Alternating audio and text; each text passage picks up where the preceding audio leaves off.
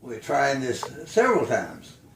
I'm talking with Pat, my daughter Pat, and I'm Andrew Seton Holt III, known by everybody as Andy. As I said, I'm the third. My granddad, Andrew Seton Holt Sr., Seton. My dad, Andrew Seton Holt Jr., Seton. So then I had to change it to something, so I've been Andy. And I've got Andrew Seton Holt IV, Andy. And Andrew Seton Holt V, grandson, Seton. So we using up the names pretty thoroughly, but the first, when my son was born, my dad and granddad were still living, so we had pictures of the 4 generations, which we're real proud of. And I guess we're just talking about kind of reminiscing.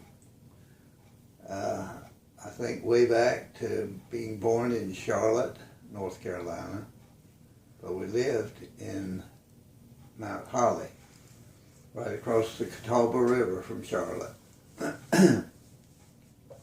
My dad was a coach and teacher at Mt.Holly High, taught football, coached football and baseball.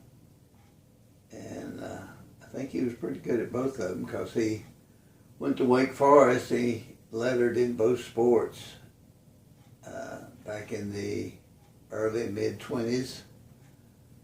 And he and I always had a little bit discussion, or we didn't talk much about it when Carolina and Wake Forest would play. But anyway, I'm an old Carolina boy.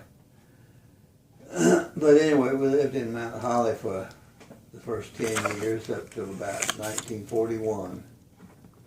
And then I had an accident, lost my sight. I stuck a stick in my right eye. It was just messing around like a kid will do. Chopped a ruler in two, and the end of it flew up, hit me in the right eye. And after 13 operations, I lost the sight in the other eye too. Infection of the optic nerve, sympathetic uveitis, and it was the year before penicillin came about. So my timing was not very good there. But anyway, we lived in Mt.Holly, and that was my mother's home, Mildred Thompson. We lived there for the 10 years, and her family was her mother, Mama Thompson. My granddad had died, I think, the year before I was born.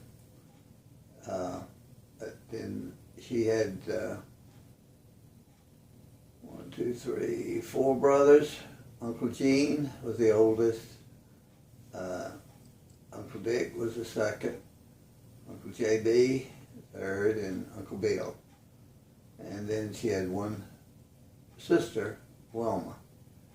And that was one of my favorite people too. Loved them all, but you know, you're closer to some maybe than others. I had reasons that Uncle Pat and Aunt Wilma spent more time with them, I guess, than I did any others. But a lot of stories about Aunt Wilma I'll tell you about sometime.